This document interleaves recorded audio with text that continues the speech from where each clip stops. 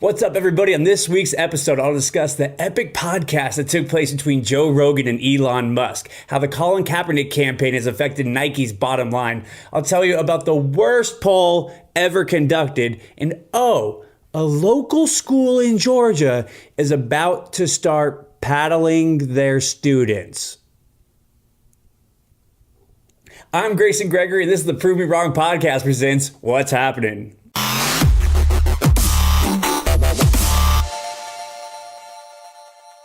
So off the top, if you didn't see it last week or if you're living under a rock, Tesla's CEO and founder Elon Musk went and hopped on the Joe Rogan Experience.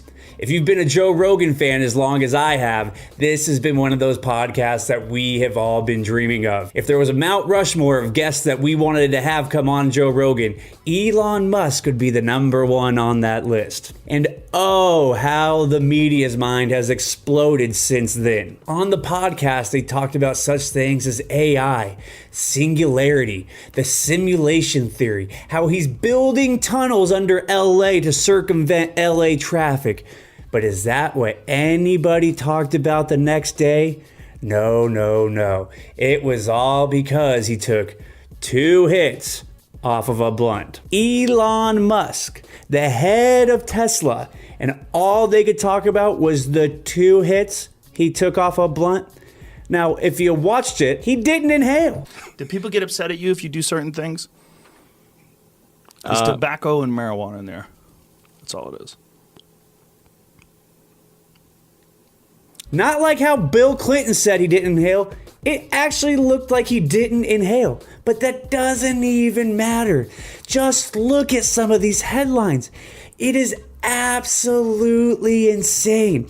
And one of my favorite things that's happening right now is the old media, the CNBCs of the world, the CNNs, the Fox News, hell, even Vice. They're trying to take down Joe Rogan and saying it's alternate media, that he doesn't really matter, that it's not real news. Not real news? In 5 days, I just checked before we went on here, there was 11 million views on YouTube. And Rogan's talked about it before. I think about 10% of his viewership comes from YouTube alone. So you can only imagine how many people have downloaded just the audio portion of that. The second biggest podcast was Alex Jones, which he did 2 years ago. And if you guys know Alex Jones, obviously he's been in the media. The guy is crazy, and he said crazy things on that podcast, and in over a year it's amassed 6.5 million views. Here Elon Musk on Rogan's gotten 11 million views in just 5 days. And there's headlines saying Elon Musk is unhinged, that he's sitting there sipping whiskey and smoking weed. Well, in a state that it's legal, number one. Number two, if he was sitting there talking about how he's on Adderall or Ambien, would anybody be saying anything? But really what I think comes at the bottom of all this is that they're jealous. Elon's done interviews before, nothing long form like this of almost 3 hours, completely unedited, uncut. But he's done interviews on CNN. He's done interviews on MSNBC, and none of them have garnered this type of attention. And they don't understand it. So they're scrambling. They're trying to say things are all right, or that he just has this bro audience. But it's the new media. When the next presidential election comes around, you might even see a politician on one of these new podcasts. Hell, even when Barack Obama was still in office, he'd gone on Mark Maron's What the Fuck podcast, or just WTF. The times are a-changing. And you always hear Trump talking about Fox News and their ratings. Well, just for the record, here's the average age of these cable news watchers. According to Nielsen, in 2017, CNN's median age was 60 years old. The median age of Fox and MSNBC was 65 years old. So how many 80-year-olds are still tuning in to good old Fox News and CNN? A lot of them. But times are a-changing. Our generation is no longer watching that. We are reading Reddit. We're getting our news from other sources. We're getting it from podcasts. And this has been glaring in just the last 5 days of they haven't known how to put Rogan into a box or this interview into a box. And they never, ever, ever expected it to blow up this way. But if you were a Rogan fan, you kind of knew that this was going to happen. Sure, we didn't think it would blow up to the way it had. But like when we'd all talked about it and discussed it before, we expected a little bit of psychedelic talk. We expected the singularity. We expected the simulation talk. And we also were hoping and cheering that Rogan might pass a joint or a blunt over to Elon Musk, which is exactly what happened. I was watching it downstairs on my couch with a buddy, and the moment he lit it, I was like, oh my God, it's gonna happen. And then he passes it, and Elon kind of gives him a shrug, takes a puff, and I started cheering. Why? Because the times are changing. Some of these people are still hiding the things they do, but are we really mad at somebody smoking a blunt? Is that really still demonized opposed to drinking alcohol or taking pain pills? Like I've said before in previous podcasts, he flew a car into space. You think that idea comes to you without marijuana? I don't think so. So if you haven't gone and checked it out yet, go on YouTube or check out JRE on your local podcast app and listen to it, because it's fascinating and also terrifying and also awkward at sometimes. But you kept hearing Elon talk about the advance of AI and what's going to come from artificial intelligence and from these robots. And he's talked about meeting with all 50 governors and meeting with Obama. And the way he kept speaking about things, it's giving me goosebumps right now, is that I tried to warn them. So what happened with you where you decided, or took on a more fatalistic attitude? Like, what was there any specific thing, or was it just the inevitability of our future?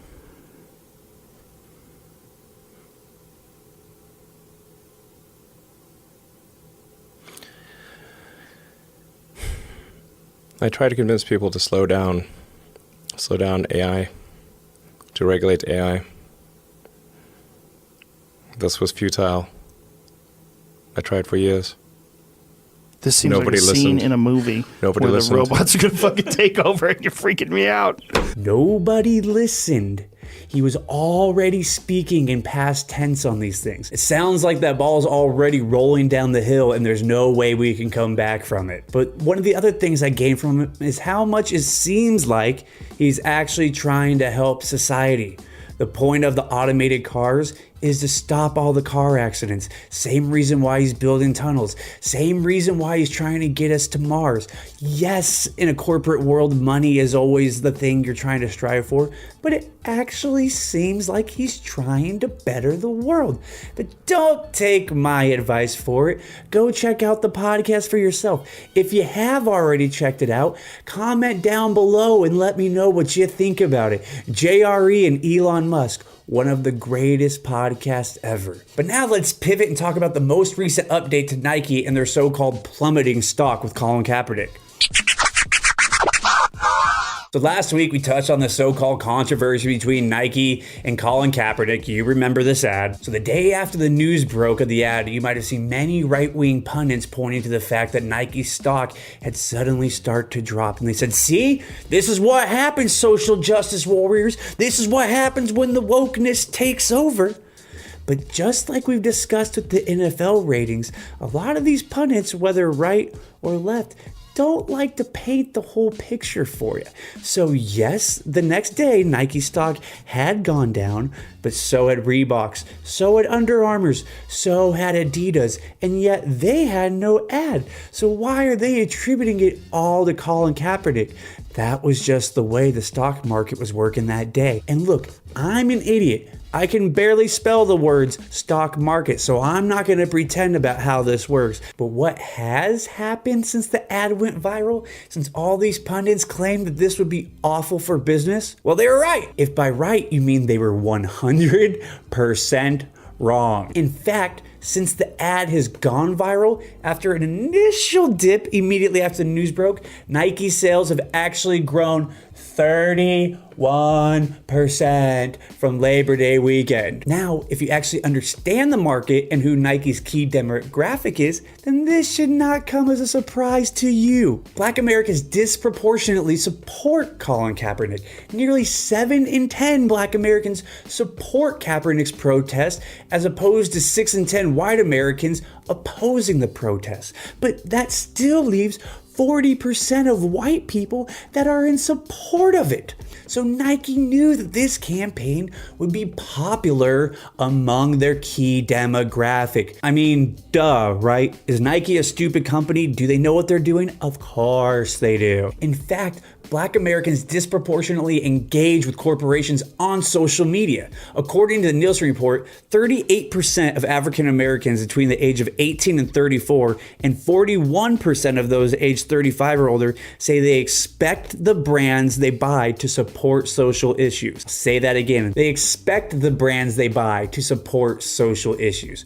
4% and 15% more than their total population counterparts.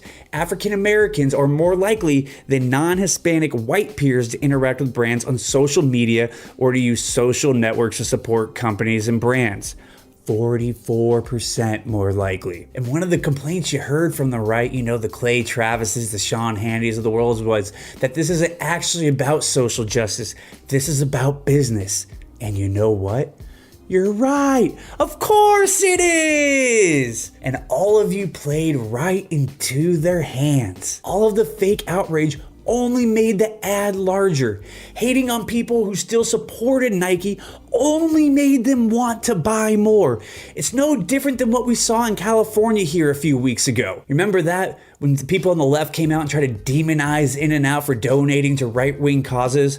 Although they'd also donated to left-wing causes, but that didn't make the news. What happened? They called for a boycott, and Southern Californians said, "Fuck you, buddy." And we made that line around In-N-Out's drive-thru just a little bit longer. Hell, I went and had In-N-Out 3 times in 1 week just because I get tired of people on the left or the right telling me what to boycott. Because I'll patronize any business that I want to, regardless if a Republican or a Democrat tells me to boycott it because they seem fit. But like I said, I had In-N-Out 3 times that week. Yes, I know, I'm like a modern day Rosa Parks standing up against injustice over here, but my roads are paved with double doubles and animal style fries. I'm a true American hero. So what have we learned the last few weeks? Boycotts don't work. It actually has the inverse effect because you're going to piss off all the people that still support that business. So maybe if you don't want to go to a business, stay quiet. Shut the fuck up. Don't make a hashtag. Be an adult and don't tell other people where they should or should not be spending their hard-earned dollars. But now let's talk about one of the most offensive poll results I've ever seen in my entire life. So a recent Harris poll has released its 2018 results, and they're staggering. The poll surveyed more than 77,000 customers in the US on more than 3,000 brands to find out which companies among the consumers are their favorites. The Harris poll measures brand health over the time based on 3 factors: familiarity, quality, and purchase consideration. Whatever the fuck that means. Based on the ratings they receive, brands are awarded a brand equity rating, and those with the highest ratings receive Brand of the Year award in their respective category. And the results are terrifying and absolutely insulting, especially for us Californians. First off, before we get into the results, I want to know who in fact the target demographic was of these 77,000 so-called customers. Judging off the Brand of the Year awards, I think these pollsters sat outside their local Walmart and polled those riding around in those jazzy scooters. Oh, come on.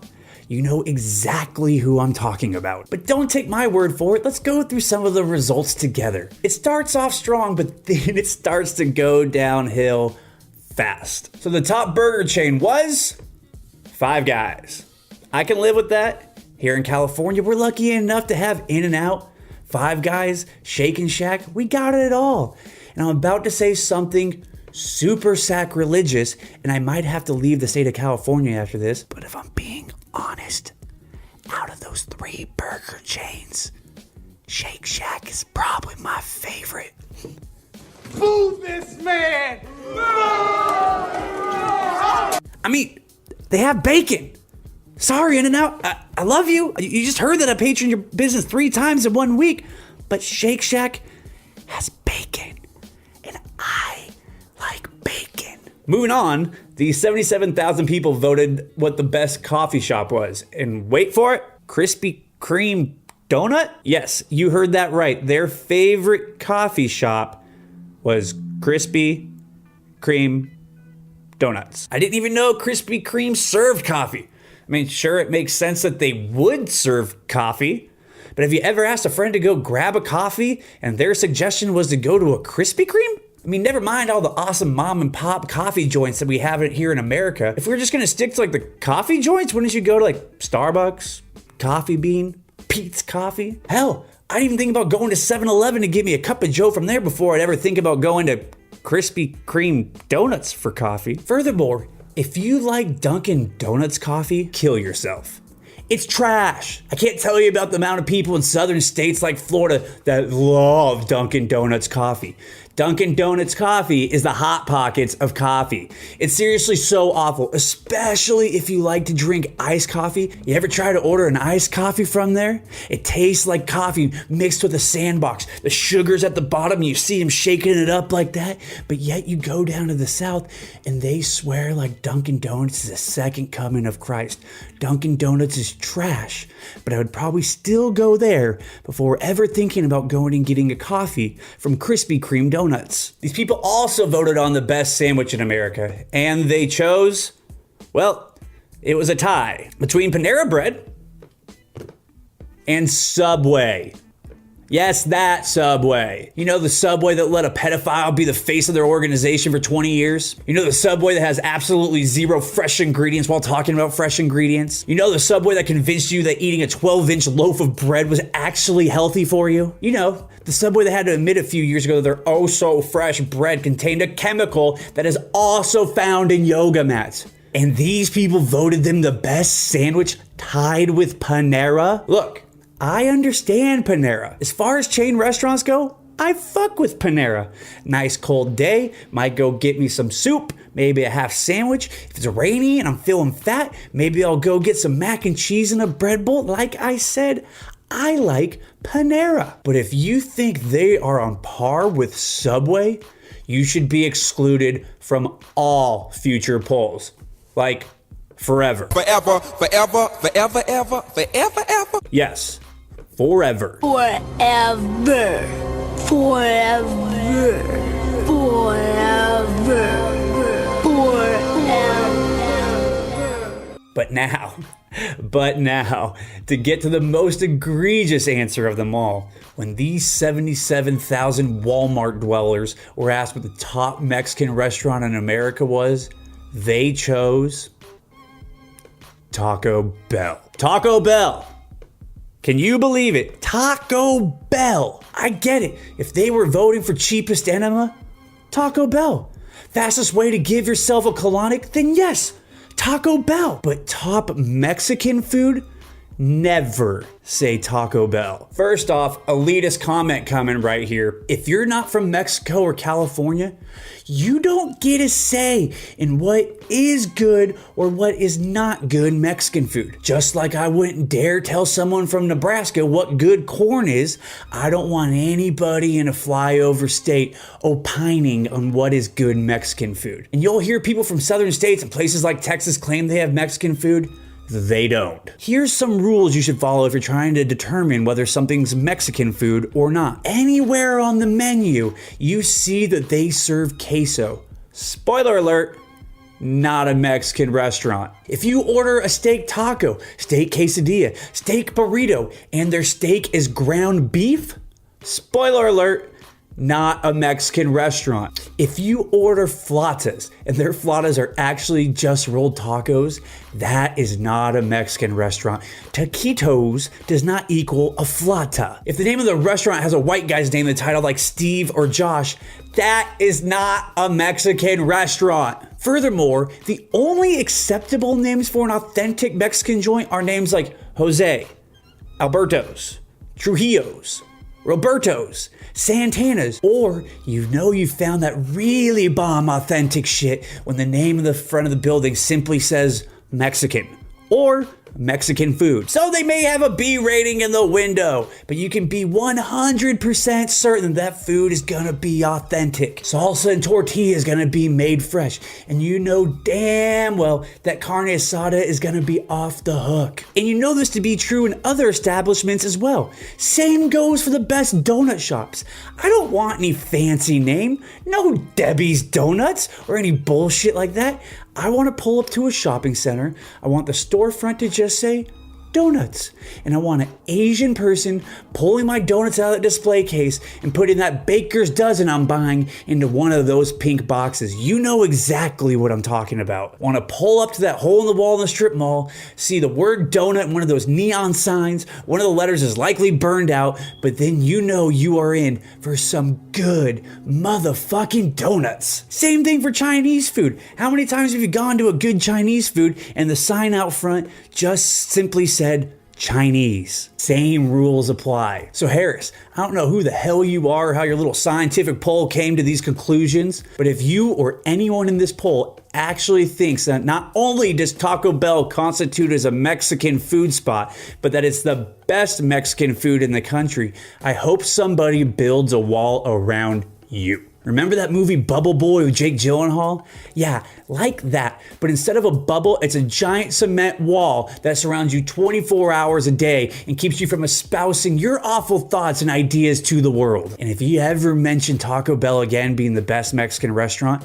that wall is just gonna get 10 feet higher. Speaking of bad ideas, have you heard about this? So a local school in Georgia sent home consent forms informing them of a new corporal policy at their school. The superintendent says they've received a little over 100 forms back, a third of them giving them consent to paddle their child. Don't believe me? Check out this piece from NBC Nightly News. Tonight, a Georgia school asking parental consent for a classic form of corporal punishment. The paddle policy at the Georgia School for Innovation in the Classics states the student will be taken into an office behind closed doors. The student will place their hands on their knees or piece of furniture and will be struck on the buttocks with a paddle. There was a time where corporal punishment was kind of the norm in school, and you didn't have the problems that you have. Assume the position. For today's generation, a throwback to a time many have only seen in movies. Wait.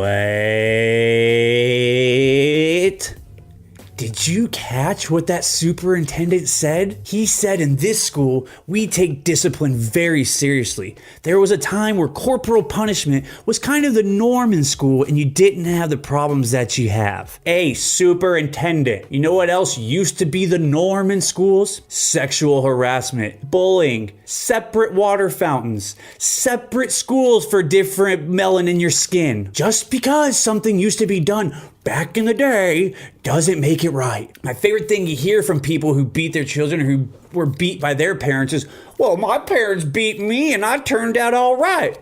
No, you got beat and you turned out all right in spite of the fact your parents beat you. Assuming you even did. If you're condoning paddling your children, we need to have a conversation. And the form that the superintendent spells out exactly what's going to happen. It says a student will be taken into an office behind closed doors. The student will place their hands on their knees or a piece of furniture and will be struck on the buttocks with a paddle, and that no more than 3 licks should be given. How refreshing. No more than 3 licks. What a good Christian school you got going on there. Are you fucking kidding me? And everything that's been going on in the last month with the Catholic Church, who in their right mind thinks this is acceptable? You think it's okay for your child to be brought into an office with an adult to then be beat with a wooden paddle?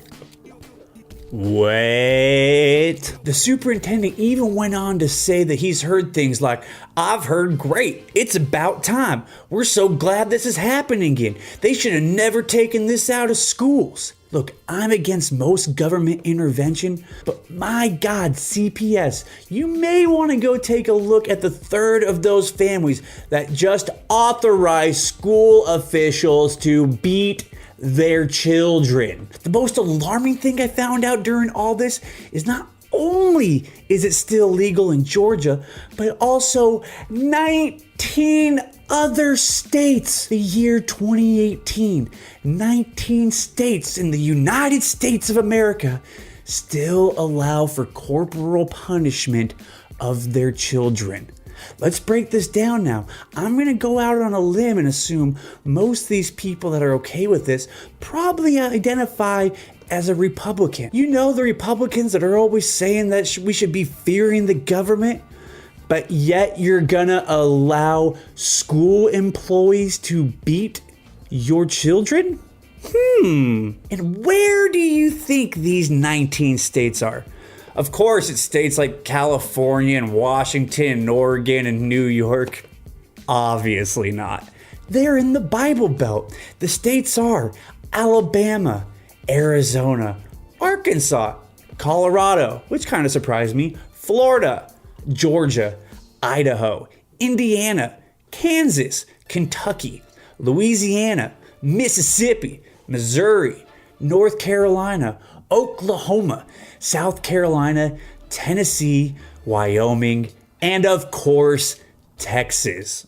I want to see what these parents look like that are now allowing and have authorized school officials to take their children into a room that want them to bend over to then be paddled.